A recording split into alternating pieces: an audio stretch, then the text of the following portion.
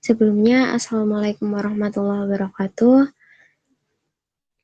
Kami dari kelompok 3 akan mempresentasikan mengenai signifikansi dan relevansi kebudayaan pada masa Kesultanan, yakni mengenai konsep tasawuf dan sastra dari Hamzah Fangsuri. Untuk anggotanya ada Anissa Cahya Aslamiza, NIM 17, lalu Aris Cahyo Hidayat, NIM 21, lalu Askia Salsabila, NIM 25, dan juga Bonaventura Marsef, NIM 27. Untuk topik pembahasannya, di sini kami membahas yakni yang pertama mengenai konsep tasawuf falsafi oleh Hamzah Fangsuri, kemudian yang kedua signifikansi konsep tasawuf dan sastra Hamzah Fangsuri, yang ketiga relevansi di masa kini konsep tasawuf dan sastra Hamzah Fangsuri.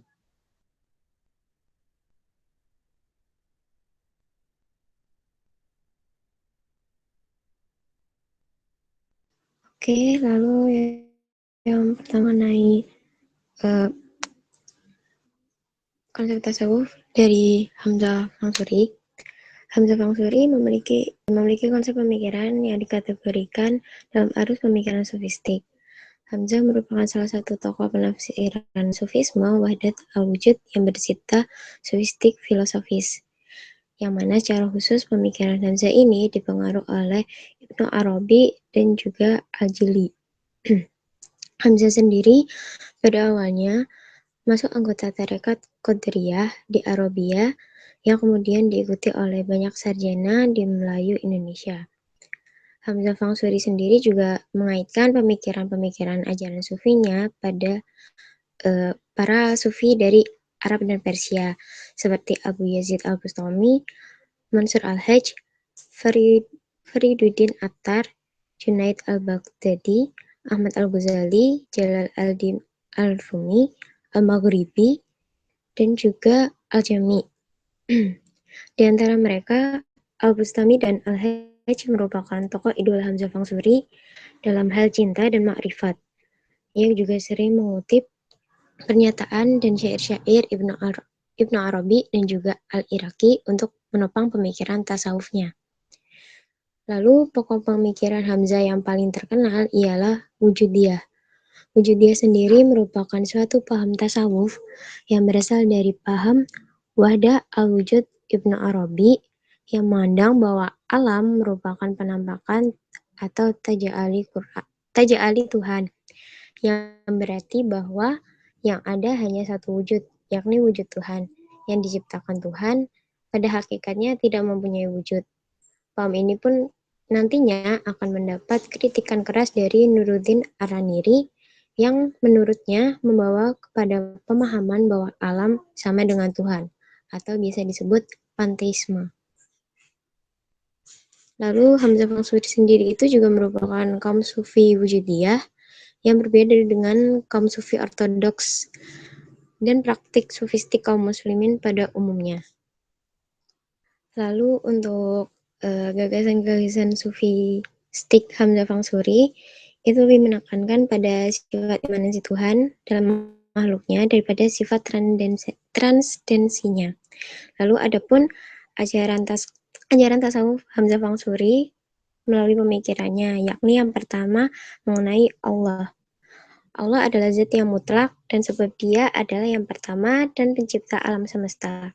Allah lebih dekat daripada leher manusia sendiri dan bahwa Allah tidak memiliki suatu tempat atau bertempat, sekalipun sering dikatakan bahwa ia ada di mana-mana.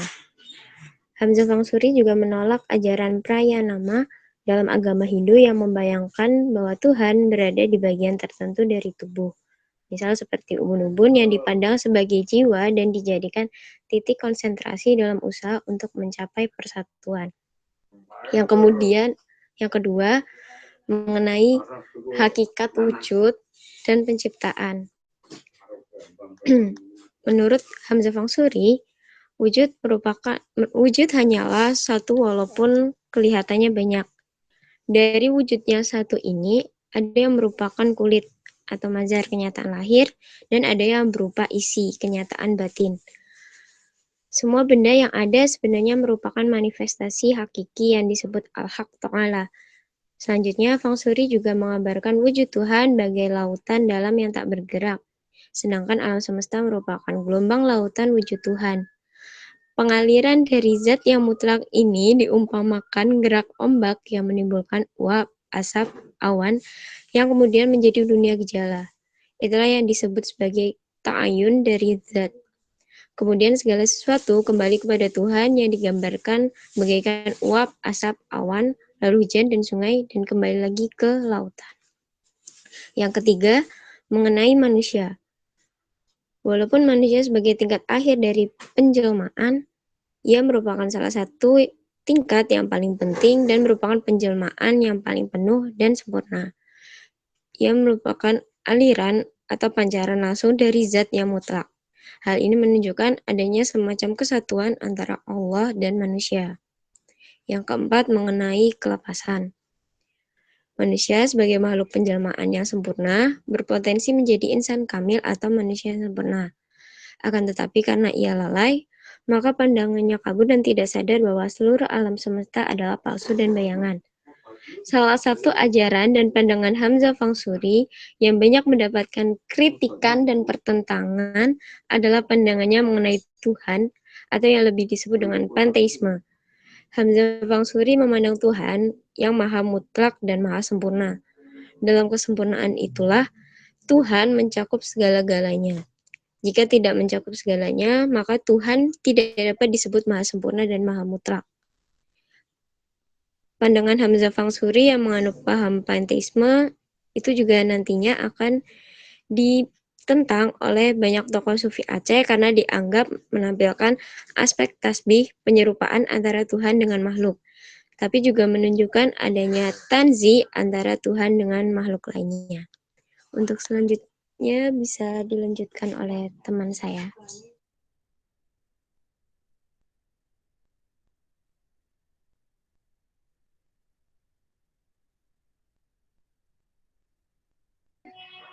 Untuk selanjutnya adalah konsep signifikasi konsep tasawuf dan sastra Hamzah Feng Shui. Hal ini memuat tentang pertentangan dan kritik keras dari Nuruddin Arani. Yang pertama adalah wahdatul wujud. Menurut Nuruddin Arani, ajaran ini dapat memicu kekafiran. Beliau berpendapat bahwa Tuhan dan makhluk hakikatnya satu, maka dapat dikatakan manusia adalah Tuhan dan Tuhan adalah manusia. Lalu dalam hal ini dikatakan bahwa Tuhan dan dunia adalah satu zat, maka hubungannya Tuhan dan dunia bukanlah merupakan hubungan antara sebab akibat atau hubungan antara pencipta dengan ciptaannya, sebagai apa yang diyakini oleh para ahli ilmu kalam. Ditambah juga sebagai bukti bahwa Hamzah Feng Shui juga melantunkan ungkapan syahiyat yang berisi tentang manusia merupakan penjelmaan terakhir, ini penjelmaan paling penuh dan sempurna. Namun hal ini dibantah oleh Arani, di mana menurut beliau semua ciptaan Tuhan di dunia ini merupakan ciptaan pantulan darinya, bukan identik dengannya. Lalu selanjutnya kekekalan alam semesta. Ajaran falsafi Hamzah Feng Shui dikritik oleh Raini karena dalam hal ini mengajarkan bahwa Tuhan berada dalam kandungan atau iman alam. Hal ini merupakan pandangan panteisme dalam ajaran falsafi. Menurut Nuruddin Raini berpendapat bahwa emang si Tuhan sama saja dengan menyamakan Tuhan dengan alam atau makhluknya adalah sesat. Araini menentang aliran panteisme yang terdapat dalam ajaran falsafi Hamzah Feng Shui dengan berdasarkan pada beberapa tuduhan. Yang pertama, hubungan antara kholik dan makhluk bagi panteisme seperti pandangan tentang reinkarnasi, menurut Araini ada ucapan Hamzah dalam karyanya yaitu tiada perbedaan antara Khalik dan makhluk.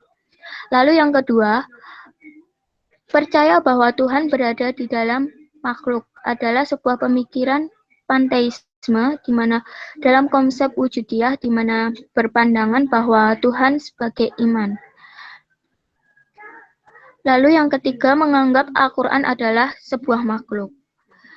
Yang ketiga, adanya pengingkaran terhadap keberadaan surga dan neraka. Hal ini dilatar belakangi oleh kitab Hamzah, yaitu Mutahi. Dalam karyanya, ia mengatakan bahwa nyawa yang berasal dari Tuhan akan bersatu dengannya seperti ombak yang kembali ke laut. Beliau melakukan penafsiran sesuai ayat Al-Quran, kemudian beliau gabungkan dengan sastra mistik.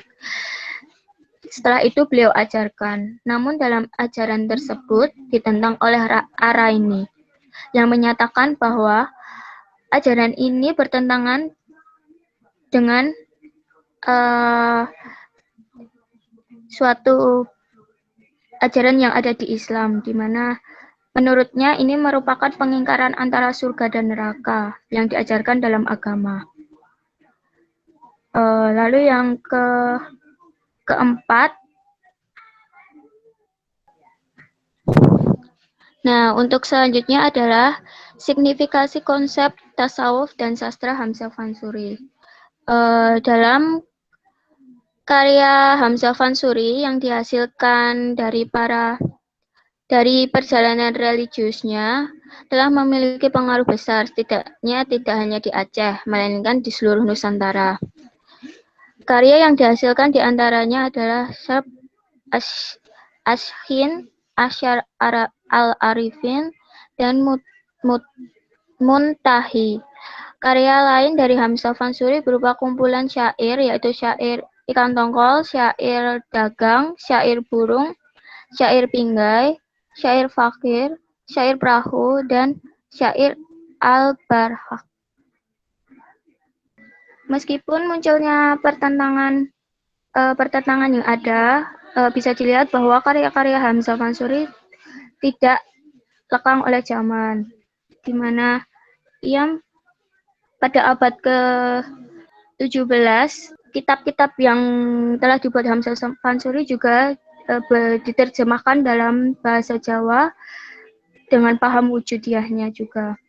Salah satu naskah yang diterjemahkan ditemukan adalah milik Sultan Abu Al-Mahsih Syain Al-Abidin yang berkuasa antara tahun 1690 sampai 1733. Dalam kitab Ashar al-Arifin berisi uraian panjang mengenai doktrin metafisika dan ontologi wujudiyat. Kitab yang ketiga yaitu kitab Muntahir yang dikarang oleh Hamzah Fansuri juga banyak mengambil ringkasan dari kitab Iraqi dan kitab Lahmat. Kitab inilah yang juga sempat menjadi sebuah kritikan Araini. Dalam kitab ini juga diterjemahkan dalam bahasa Jawa yang ditemukan di Banten milik Abu Nasr Al-Bukhar alias Sultan Haji. Kitab tersebut berisi tentang yang pertama, penciptaan alam semesta sebagai panggung manifestasi Tuhan dan kemahakuasaannya. Yang kedua, manifestasi dirinya. Yang alam semesta dari pandangan, pemikiran ahli, makrifat, serta sebab pertama dari segala kejadian. Yang ketiga, adanya tentang bagaimana seseorang itu dapat kembali ke asalnya, yaitu kepada keadaan kasmakafi. Untuk selanjutnya adalah relevansi konsep tasawuf dan sastra Hamzah Fansuri di masa kini. Yang pertama adalah pemikiran Hamzah Fansuri mengenai wujudiyah telah melahirkan adanya aliran al-falsafi, di samping adanya tasawuf amali dan tasawuf akhlaki yang menjadi kelompok induk beraliran tasawuf yang berkembang di Indonesia saat ini. Yang kedua ada Hamzah Fansuri yang berperan sebagai tokoh sastra sufi yang mengembangkan sastra Parsi atau India dalam karyanya yang kemudian berpengaruh pada kesusastraan lama Indonesia yang sering atau masih kita jumpai saat ini adalah hikayat. Sastra hikayat tersebut antara lain adalah hikayat Muhammad Hanafiah, hikayat Indra Putra, hikayat Ismayatin, hikayat Seri Rama, hikayat Panji, dan hikayat Cekel Warengpati. Yang ketiga, sastra Hamzah Fansuri dapat menjadi media dakwah dalam pengantar filosofi sufistik dengan ajaran Islam yang dikemas dalam syair bermakna indah dan unik, karena di dalamnya terdapat makna remisis dari ayat Al-Quran, hadis, pepatah, dan kata-kata Arab, yang secara tidak langsung dapat mengkomunikasikan ajaran Islam melalui sastra. Hal ini dapat dilihat dari beberapa kitab yang masih digunakan sebagai media pembelajaran pemahaman filosofi sufistik. Misalnya, kitab Syarab Ashikin yang telah ditransliterasikan sebagai pengantar dalam suluk di Jawa. Yang keempat, itu adanya hal bahasa. Hamzah Fansuri berhasil mengangkat bahasa Melayu menjadi bahasa intelektual dan ekspresi sebuah keilmuan. Kedudukan bahasa Melayu di bidang penyebaran ilmu dan persuratan kini menjadi sangat penting dan mengungguli bahasa lainnya. Hal tersebut diungkapkan oleh para peneliti yang mengkaji tentang hal tersebut, yaitu Abdul Hadi WM, yang berpendapat jika karya Hamzah Fansuri sangat digemari oleh penulis, terutama penulis Nusantara sampai abad ke-20. Hal ini dapat menjadi konvensi sastra Melayu.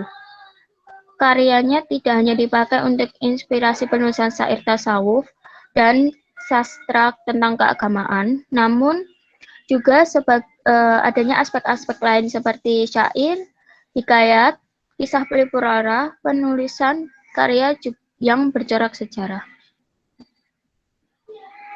Terima kasih presentasi dari kelompok kami. Kami membuka 6 pertanyaan, masing-masing dapat bertanya. Kami buka termin pertama dengan 3 pertanyaan. Monggo silahkan yang ingin bertanya.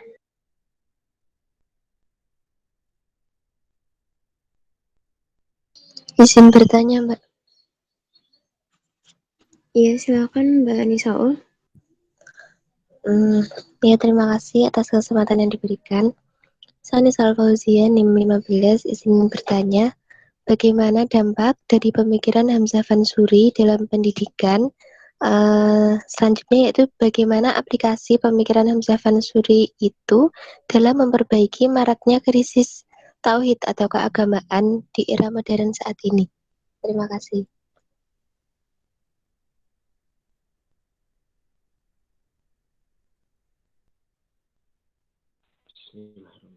Ya, saya akan mencoba menjawab pertanyaan dari Mbak Anisaul mengenai tasawuf, penerapan tasawuf di masa kini ya. Nah, sekarang itu saya kemarin dari sumber saya menemukan adanya istilah dari tasawuf kontemporer, di mana masuk dan tumbuhnya tasawuf pada masa hari ini terutama bergantung pada komunikasi massa dan teknologi. Nah, di tasawuf kontemporer ini biasanya dilakukan terutama ajarannya dalam hal bidang akhlak dengan menggunakan kemasan tertentu seperti dalam bentuk visual, VCD, siaran internet atau televisi. Salah satunya yaitu dengan penyebaran ceramah, zikir bersama, dan juga bisa menggunakan yang paling bumi mungkin menggunakan sini dalam sumber saya disebutkan dengan sinetron misteri yang terutama diselingi dengan ceramah agama dan tayangan zikir dengan menunjukkan perilaku keagamaan yang mungkin agak didramatisir dengan bersedih-sedih atau disedihkan. Nah, sehingga dalam dan dipertontonkan ini terutama untuk tetap mengajarkan kehidupan beragama, terutama dalam kehidupan sehari-hari, agar tetap dekat dengan Tuhan, terutama di masa ini sekarang malah semakin marak ya paham-paham yang cenderung ke barat-baratan atau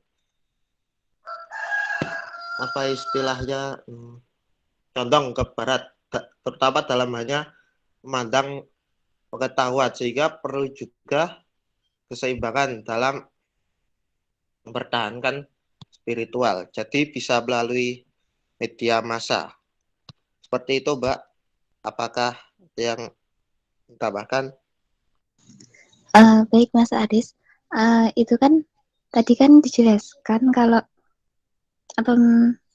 intinya penyebaran keagamaan seperti itu di era saat ini kan menggunakan media komunikasi maupun media hiburan seperti itu. Kalau pemikiran Hamzah Fansuri ini media mana dan seperti apa kayak gitu loh Mas. Contoh satu media yang mengaplikasikan prinsip Hamzah Fansuri itu media apa?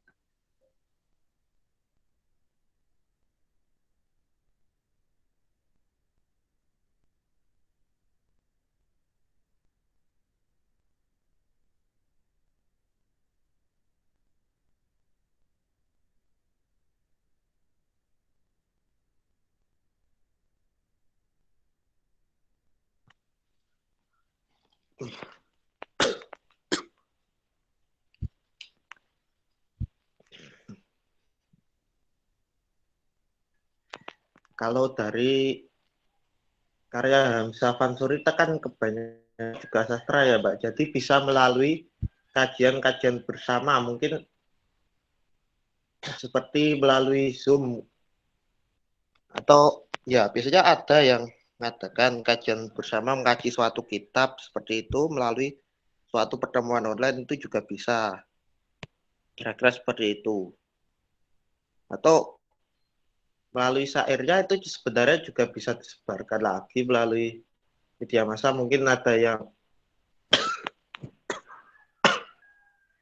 bacakan ulang atau mengkaji ulang kitab-kitabnya. Seperti itu, Mbak.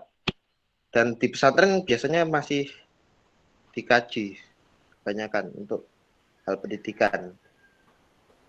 Yang dimaui Mbak Ani Saul tadi adalah peristiwa apa atau kelompok mana yang menyebarkan atau sampai sekarang itu mempelajari pemikiran Hamzah Fansuri. Gitu. Jadi bukan seandainya atau mungkin atau bisa gitu, tetapi realitas gitu ya Mas Aris. Jadi kejadian nyata yang bisa dipakai oleh Mbak Ani Saul untuk mengatakan ini aliran Hamzah Fansuri sekarang ini gitu. Terima kasih.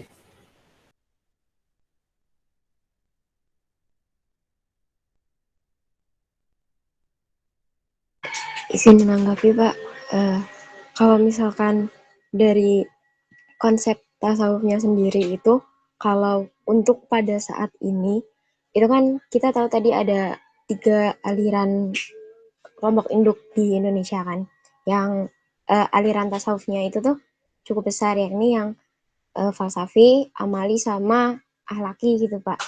Nah, kalau untuk persebaran terbesarnya yang memakai itu, kan kita taunya dari kalau yang falsafi sendiri itu tuh tadi kan kita udah sebut ada juga dipelajari sama masyarakat Buton dan juga dipakai untuk suluk di Jawa. Jadi perkembangannya kalau di zaman dulu itu seperti itu.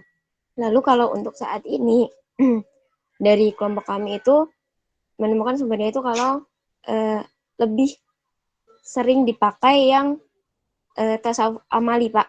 Karena menurut pandangan pada saat ini, tasawuf falsafi yang dipakai, maksudnya yang dicetuskan oleh Hamzah Fangsuri ini nih cukup agak ribet gitu, Pak, dalam memahaminya. Jadi karena pada saat ini itu orang-orang tuh lebih memilih praktisnya, jadi lebih banyak ke orang-orang yang lebih setuju sama tasawuf amali. Tapi kita tidak memungkiri kalau masih ada juga yang sepertinya masih sering mengkaji mengenai tasawuf falsafinya Hamzah Fangsuri begitu, Pak.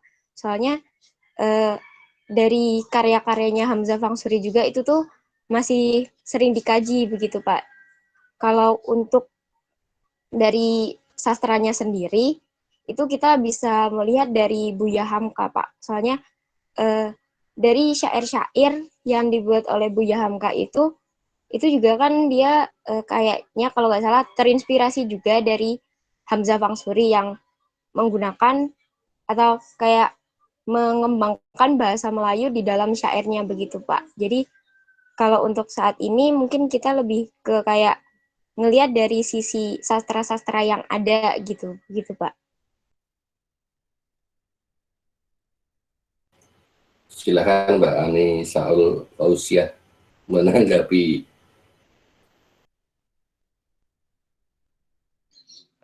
Oke, jadi di era sekarang itu diaplikasikan dalam sastra begitu, Mbak. Oh ya, terima kasih atas jawabannya. Baik, terima kasih Mbak Anissa Ul. Mungkin dari teman-teman lain ada yang ingin bertanya lagi? Saya Mbak Idin bertanya. Silakan Mas Hadid. Saya Aditya Muhammad Abukar, absen 5 ini ingin bertanya. Hal yang dipertentangkan dalam kritik dari Nuruddin Al-Raniri itu apa ya? Terus maksud saya di sini, hal yang dipertentangkan itu sebagian atau hal yang dipertentangkan itu sebagian dari ajaran atau seluruh dari ajaran tersebut? Terima kasih.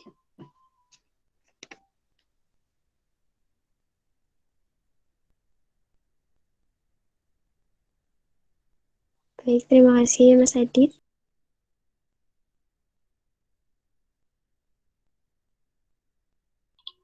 Ya, saya mencoba menjawab pertanyaan dari Mas Adit tadi. Menurut sumber yang didapatkan, Al-Raniri ini tidak sepenuhnya menolak paham dari Hamzah Fansuri.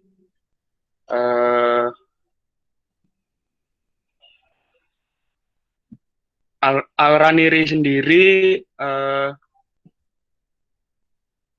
lebih fokus menolak ajaran Hamzah Fansuri yang dipandang sesat atau bid'ah. Nah, sebentar.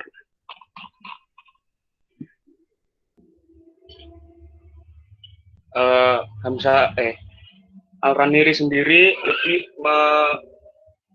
mengkritik ke paham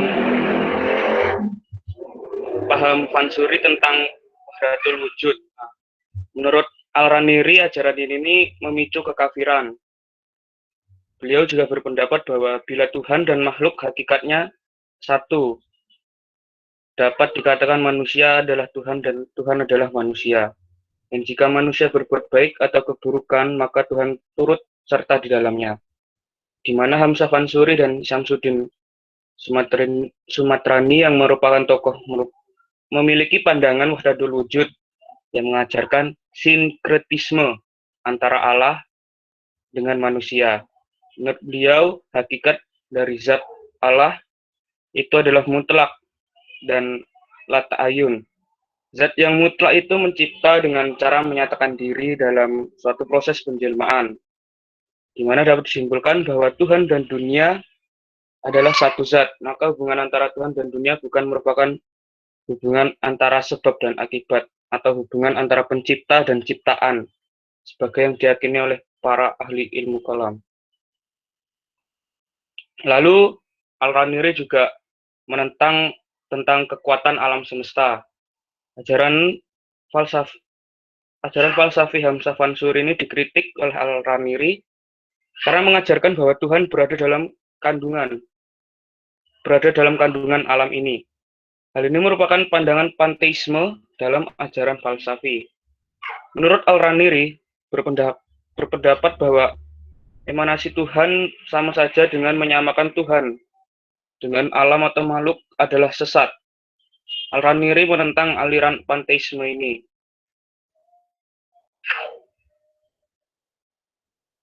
Lalu Al-Raniri juga menentang tentang keberadaan surga dan neraka. Latar belakangi kitab Mutahi, di mana Hamzah Fansuri mengatakan dalam karyanya, nyawa yang berasal dari Tuhan akan kembali bersatu dengannya, seperti ombak yang kembali ke laut. Beliau melakukan penafsiran sesuai ayat Al-Quran yang kemudian beliau menggabungkan dalam sastra mistik yang beliau ajarkan. Namun ajaran ini ditentang oleh Al-Raniri, menyatakan bahwa ajaran ini bertentangan karena menurut beliau melakukan pengingkaran antara surga dan neraka yang diajarkan dalam agama. Seperti itu Mas Adit yang bisa saya jelaskan. Apakah ada sanggahan atau feedback? Jadi kesimpulannya di sini itu berarti tidak seluruhnya. Terus yang Nuruddin Al-Raniri itu lebih fokus menolak ke ajaran awadun wujud, hakikatnya bahwa hakikatnya itu satu, tentang sinkretis Tuhan dan dunia itu satu zat. Terus yang kedua, kekuatan alam semesta. Tuhan berada dalam kandungan bumi ini, menyamakan Tuhan dengan alam. Terus yang ketiga, keberadaan surga dan neraka, bahwa nyawa akan kembali ke Tuhannya. Begitu Mas tadi. Iya Mas Adit, seperti itu Mas. Iya, terima kasih Mas atas jawabannya. Iya, sama-sama Mas Adit.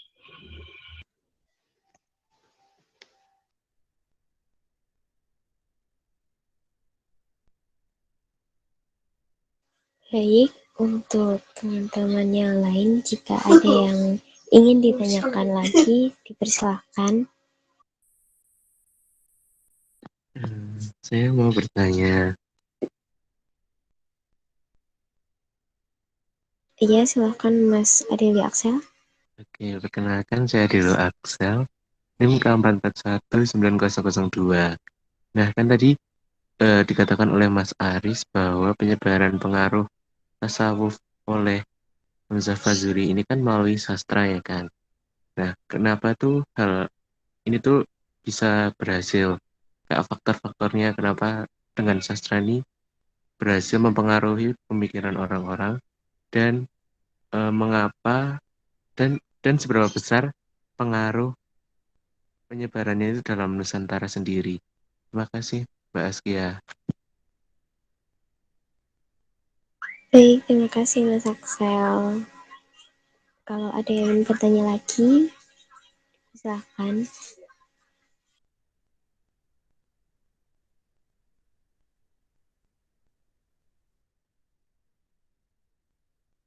Baik Pak Pur, izinkan saya menanggapi pertanyaan dari Mas Aksel mengenai yang penyebaran pengaruh tasawuf yang dilakukan oleh Hamzah Fansuri melalui sastra ini kok bisa sangat berhasil mempengaruhi saat itu dan seberapa besar pengaruhnya di Nusantara. Jadi seperti yang kita ketahui tadi, karya dari Hamzah Fansuri ini cukup sangat terkenal dan juga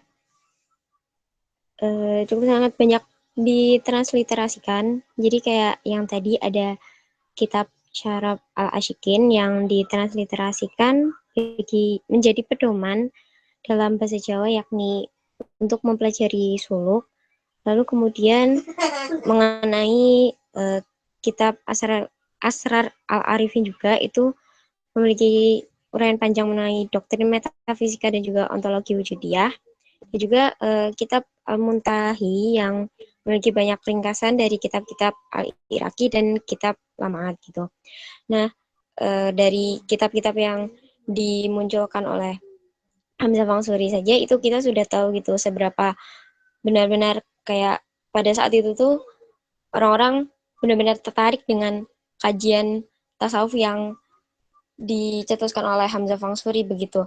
Dan juga bisa dibilang Hamzah Fangsuri ini sebagai pionir mengenai pemahaman tasawuf di Nusantara begitu. Jadi di abad ke-16 17 itu sendiri itu tuh juga orang-orang mungkin khususnya yang di Aceh sendiri juga merasa bahwa tasawuf yang dibawa oleh Hamzah Fangsuri sendiri itu juga sangat menarik untuk dipelajari menjadi filosofi sufistik begitu. Lalu dari karya-karya Hamzah Fangsuri yang lainnya itu juga ada syair-syair yang tadi sudah disebutkan, dan karya-karya syair dari Hamzah Fangsuri ini juga menjadi awal dari kelahiran syair-syair Islam dan literatur Melayu lainnya gitu. Jadi bisa dibilang perkembangan syair oleh Hamzah Fangsuri juga sangat berkembang pesat karena dia juga menjadi awal kelahiran dari adanya syair Islam dan juga literatur Melayu yang ada di Nusantara begitu. Jadi bisa dibilang juga pengaruhnya mungkin sangat besar pada waktu itu, dan juga mungkin karena bahasa yang dipakai juga dari Hamzah Fangsuri sendiri, dia juga memadukan atau mengembangkan dari sastra-sastra Sufi Persia maupun India, sehingga orang-orang juga menjadi tertarik untuk mengetahui filosofi sufistik dari perkembangan Persia dan India seperti apa pada waktu itu. Begitu jawaban saya dari pertanyaan Mas Aksel. Adakah feedback? Oke, berarti emang pada dasarnya sastra-sastra dari Hamzah Fangsuri ini memang membuat tertarik masyarakat ya, Mbak. Berarti nggak ada faktor-faktor lain yang kayak misalnya emang itu tujuannya udah dari awal untuk untuk memberhasilkan tasawuf sendiri. Berarti emang dari faktor masyarakatnya yang tertarik gitu ya.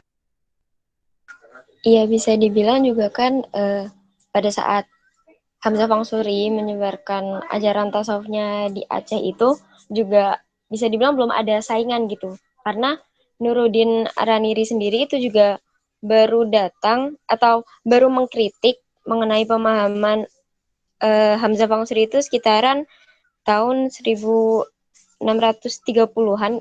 Pokoknya pokoknya sekitar tahun-tahun ketika Hamzah Fangsuri ini juga sudah wafat begitu. Jadi pada saat itu juga belum ada mungkin saingan yang pada saat itu kayak menyanggahi atau mungkin kayak mengurangi eksistensi tasawuf falsafi dari Hamzah Fangsuri sendiri begitu. Oke, terima kasih Mbak Eski atas jawabannya. Ada lagi yang ingin ditanyakan? Ingin bertanya, boleh? Ya, silakan, boleh. Tadi kan dijelaskan bahwa Nuruddin Araniri menentang paham yang dianut oleh Hamzah Fangsuri. Nah, apakah saat ia menentang paham tersebut ada pergolakan atau perlawanan ataupun debat saat menentang pemikiran Hamzah Fangsuri tersebut? Dan apakah Hamzah Fangsuri menerima begitu saja atau bagaimana? Terima kasih. Maksud Mbak Alisa, itu pengikut-pengikut Hamzah Fangsuri apakah ada perlawanan atau tidak ketika Araniri itu mengkritik, kemudian Sultan Aceh membakar ajaran-ajaran dari Hamzah Fangsuri. buku-buku kan dibakar. Nah, apakah ada perlawanan dari pengikut Hamzah Fansuri?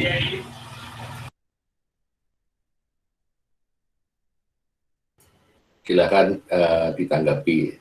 Saya nunut pertanyaan satu, apakah ada perilaku kita saat ini yang sadar atau tidak sadar dipengaruhi oleh pemikiran Hamzah Fansuri? Gitu. Ya, jadi apakah perilaku kita, pikiran kita, tindakan kita sehari-hari itu yang dipengaruhi secara sadar maupun tidak sadar itu oleh pemikiran Hamzah Fansuri, ada enggak gitu? Terima kasih.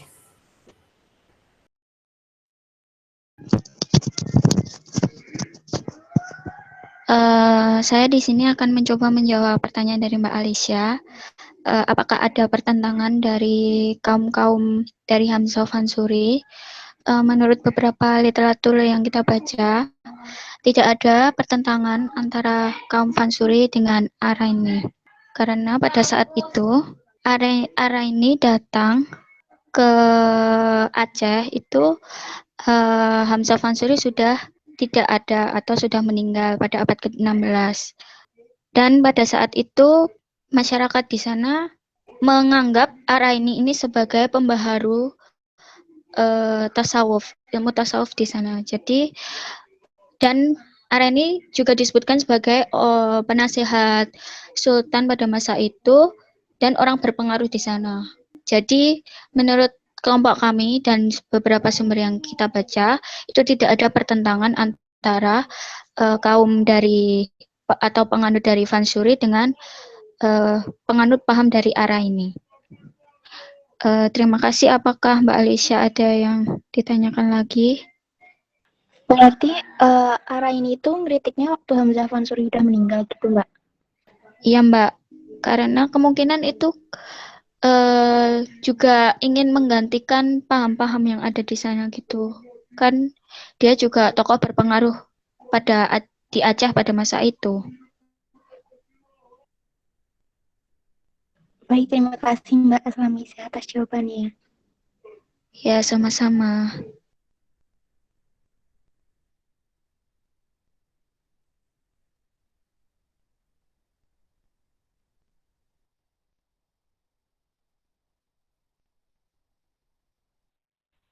Izin bertanya.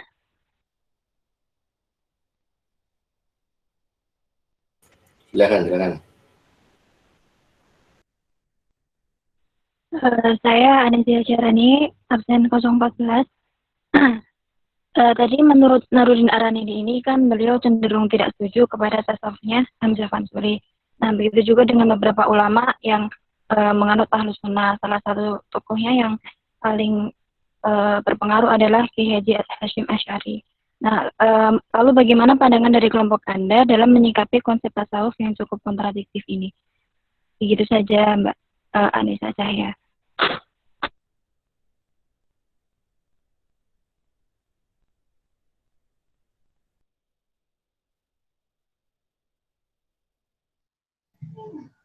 Izin menanggapi pertanyaan dari Mbak Anes.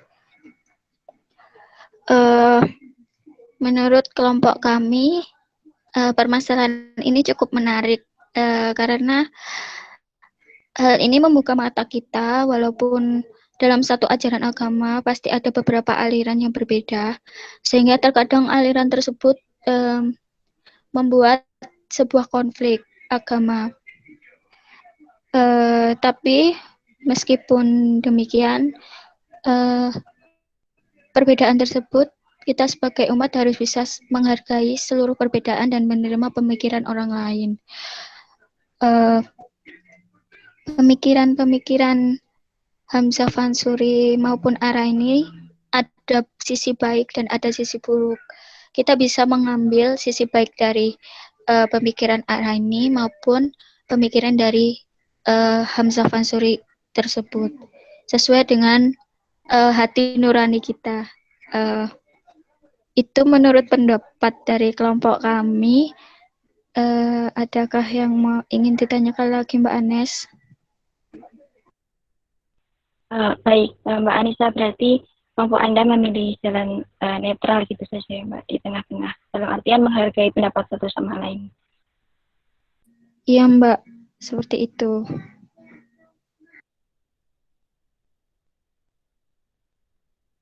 Baik, terima kasih Mbak Anissa atas jawabannya. Sama-sama, Mbak Anes.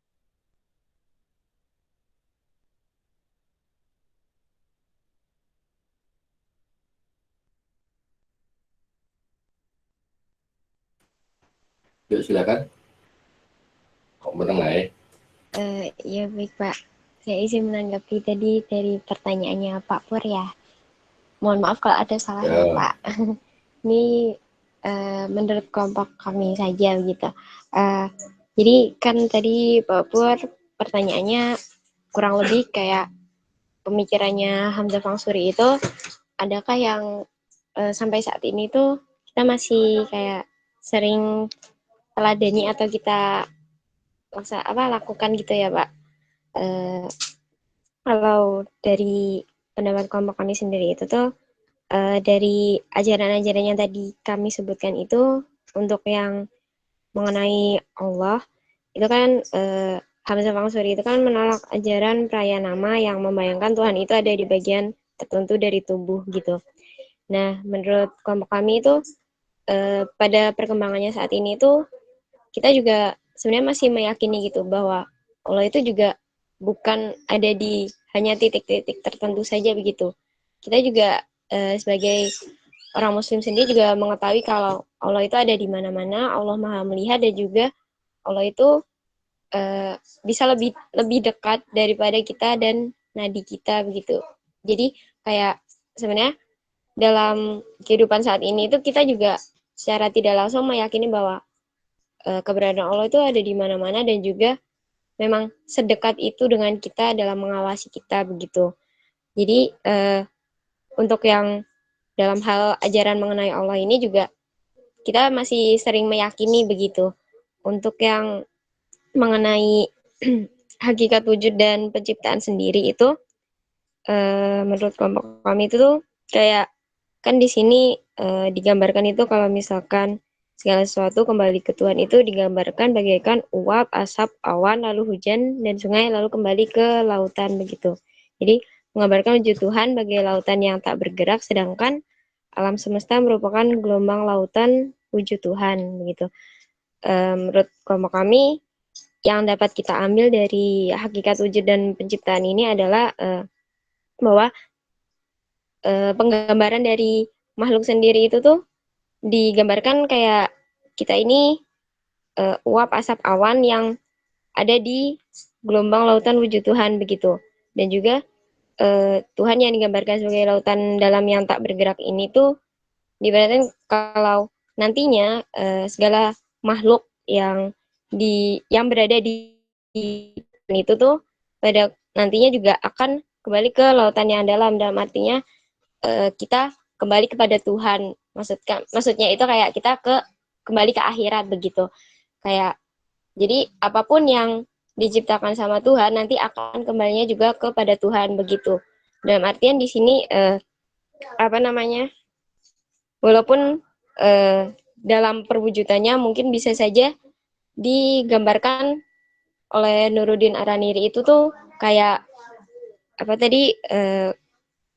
menjadi pengingkaran keberadaan surga dan neraka, karena diibaratkannya itu semua akan kembali ke Tuhan, pada artinya kayak semua akan masuk ke surga semua, itu tuh juga ada pertentangannya juga begitu. Jadi di satu sisi juga kita mengetahui bahwa terdapat surga dan neraka begitu. Jadi di satu sisi untuk kembali kepada Tuhannya itu benar, akan tetapi untuk permasalahan akhiratnya itu untuk orang-orang Muslim saat ini juga lebih percaya atau lebih kayak mengikuti pemahaman dari Nuruddin Araniri begitu. Untuk mengenai manusia sendiri itu kan dibilangnya sebagai tingkat akhir dari penjelmaan atau penjemaan yang paling penuh dan sempurna, dan merupakan aliran atau pancaran langsung dari zat yang mutlak begitu. Dan itu tadi juga dikritik oleh Hamzah Fangsuri bahwa Tuhan bukan bentar Pak.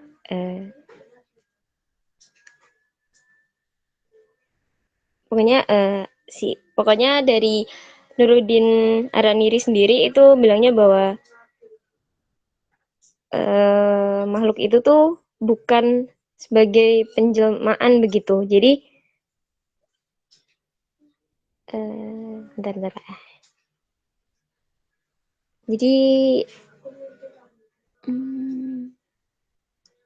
ini jadi yang dibantah sama Araniri tadi itu kan bahwa kalau pendapatnya dari Hamzah Fangsuri itu kan merupakan aliran atau pancaran langsung dari zat gitu. Tapi kalau menurut Araniri itu kan semua ciptaan Tuhan itu merupakan pantulan, bukan identik. Yang berarti penciptaan manusia ini nih, kalau untuk pada saat ini itu orang-orang lebih konsen pada pemahamannya yang Nuruddin pastinya gitu. Kalau ciptaan Tuhan itu tuh bukan identik dengan Tuhannya begitu. Jadi hanya pantulan saja begitu. Mungkin bisa dibilang kayak bukan sepenuhnya Tuhan tuh beridentik seperti ini begitu karena ciptaannya begini begitu. Jadi kayak ini tuh pantulannya itu tuh ya maksudnya itu kayak beberapa hal-hal yang mungkin kita tahu kayak sifat apa namanya itu lupa Pak, pokoknya yang SATV itu Pak, Sidik, Amanah, Tablik, Fatonah. Nah itu kan bisa menggambarkan begini loh penjelmaan kayak pantulan dari Tuhan itu tuh ada yang bisa dilihat dari makhluknya gitu. Kayak misalnya sifat sidiknya atau mungkin sifat amanahnya, fatonahnya begitu. Tapi kalau misalkan dibilang identiknya dengan Tuhan itu seperti ini, ya nggak bisa gitu. Kalau menurut kami begitu. Terus kalau yang mengenai kelepasan, itu kan tadi Hamzah Fangsuri itu tuh terkenal dengan panteismenya gitu. Yang bilang kalau dalam kesempurnaan itu Tuhan mencakup segala-galanya. Kalau tidak mencakup segala-galanya, Tuhan tidak dapat disebut maha sempurna dan maha mutlak gitu. Karena mencakup segalanya, maka manusia juga termasuk Tuhan. Nah, ajaran yang mengenai kelepasan ini yang bisa dibilang jadi kritiknya begitu Pak. Yang bisa dibilang orang-orang juga mungkin agak sulit untuk mentafsirkan mengenai yang kelepasan ini begitu Pak. Soalnya kan bisa dibilang agak menyalahi gitu Pak. Karena kan bisa dibilang pandangan Hamzah Fangsuri ini itu tuh dianggap menampilkan penyerupaan mengenai Tuhan dengan makhluk gitu. Dan juga adanya menunjukkan bahwa ada perbedaan antara Tuhan dengan makhluk lainnya begitu Pak. Jadi yang mengenai kelepasan ini, kelompok kami juga belum bisa menemukan untuk sisi pada saat ini itu kesempurnaannya seperti apa yang bisa kita tafsirkan dari paham panteismenya Hamzah Fangsuri itu Pak. Begitu. Gitu saja Pak. Maaf kalau ada salah. So ya. Itu barangkali tadi jawab yang siapa yang terakhir tadi Mbak Arini ya, yang mengkaitkan kritik terhadap Hamzah Fangsuri dari bapaknya Gus Dur itu tadi. Nah, ada lain? Silahkan kalau belum. Kalau sudah ya ditutup saja, udah waktunya, kasihan itu. Udah megap-megap ya. Kita tutup saja, silahkan. Baik Pak. Terima kasih atas pertanyaan dan juga respon dari teman-teman. Kami dari kelompok 3 Kesultanan undur diri. Apabila ada salah kata maupun perbuatan mohon dimaafkan. Wabillahi taufiq wal hidayah. Assalamualaikum warahmatullahi wabarakatuh. Waalaikumsalam warahmatullahi wabarakatuh. Pertanyaan saya tadi sebenarnya hanya ingin mengisi kekosongan bahwa sekarang ini ada relevansinya enggak sih pemikiran Hamzah Fangsuri itu. Itu. Jadi saya hanya ingin mengisi kekosongan itu. Karena nampaknya hampir semua penjelasan yang dilakukan oleh kelompok 3 ini tentang signifikansi. Sulit kayaknya menemukan relevansi gitu ya. Apakah manusia sekarang, generasi muda sekarang itu menerapkan atau secara tidak sadar mengikuti ajaran atau pemikiran Hamzah Mansuri itu, atau tadi kalau menggunakan istilah Mbak Anissa tadi gimana mengajarkan ke anak-anak itu menjadi masalah gitu ya. Jadi bagus di signifikansi tetapi kurang di relevansinya gitu ya. Itu komentar saya, sekaligus komentar saya terhadap paper ini gitu ya, presentasi ini. Jadi sangat bagus gitu menjelaskan, meskipun sebenarnya masih banyak yang bisa dikembangkan. Satu misal suluk itu suluk yang mana yang dipengaruhi oleh pemikiran Hamzah Mansuri. Perlu dijelaskan pemikiran siapa saja yang dipengaruhi oleh gagasan atau keyakinan dari Hamzah Mansuri itu perlu secara fakta itu dijelaskan, tidak hanya suluk begitu. Karena suluk itu banyak gitu ya. Jadi itu perlu ditegaskan lagi gitu ya. Apakah pengaruh itu sampai ke NU atau ke Muhammadiyah atau ke Syarikat Islam atau aliran yang lain gitu ya. Itu apakah ada pengaruh dari Hamzah Mansuri itu diperlihatkan organisasi apa saja yang terpengaruh, karya-karya apa saja yang terpengaruh. Tadi bagus jawabannya Hamka. Jadi signifikansi sudah bagus tapi perlu diperdalam lagi. Itu yang relevansi yang nampaknya kurang gitu ya. Tadi bagaimana mengajarkan anak, bagaimana membawa anak ke pemikiran Hamzah Mansuri itu. Itu saya kira barangkali ada yang ingin tambahkan.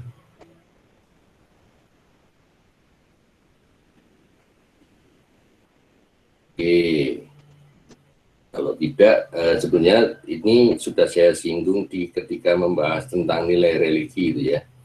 Jadi ada kelompok masyarakat yang percaya bahwa manusia itu sebagai wayang dari Tuhan. Kalau kamu berbuat baik padaku, maka itu bukan kamu yang berbuat baik padaku, yang menolong aku bukan kamu, tetapi Tuhan. Gitu kan. Jadi kalau ada satu misal dokter menyembuhkan, terima kasih dok, aduh itu bukan saya, gitu ya. Itu tangan Tuhan yang menolong Bapak dan Ibu. Itu. Ya, jadi ini artinya apa? Bahwa dokter merasa bahwa hanya sebagai wayang dari Tuhan saja, begitu. Ini yang boleh dikatakan ini pemikiran Hamzah Mansuri, begitu ya. Pada titik ini sebenarnya hampir sama dengan tadi panteisme, itu sama, gitu ya. Dan tadi Mas Aksel bilang apakah ini gerakan Hamzah Mansuri yang promosi besar-besaran menjadikan diterima atau karena rakyatnya. Jadi diterima karena memang selaras dengan apa yang diyakini sebelumnya. Ya, diyakini sebelumnya yang tadi dinamakan sebagai panteisme. Jadi orang Nusantara ini sebagian besar panteis. Gitu ya. Gitu. Sehingga dengan mudah menerima apa yang digagas oleh oleh Hamzah Fansuri gitu. Jadi artinya apa? Kalau tadi dokter mengatakan bahwa ini Tuhan yang menolong, bukan saya, begitu. Itu saya hanya perantara saja, saya hanya wayangnya saja, begitu. Itu Hamzah Fansuri. Ya. Begitu juga ketika kita bilang hati nurani. Jadi Mbak Anissa bilang hati nurani, gitu ya. Hati nurani kita, hati nurani itu yang paling dalam, itu dianggap sebagai suara Tuhan, gitu ya. Seperti dalam cerita wayang Bima dengan Dewa Ruci, gitu ya. Hati nurani itu Dewa Ruci, begitu. Ya, jadi itu Tuhan, begitu. Jadi hati nurani yang paling dalam itu suara Tuhan. Itu keyakinan-keyakinan yang masih berkembang sampai sekarang.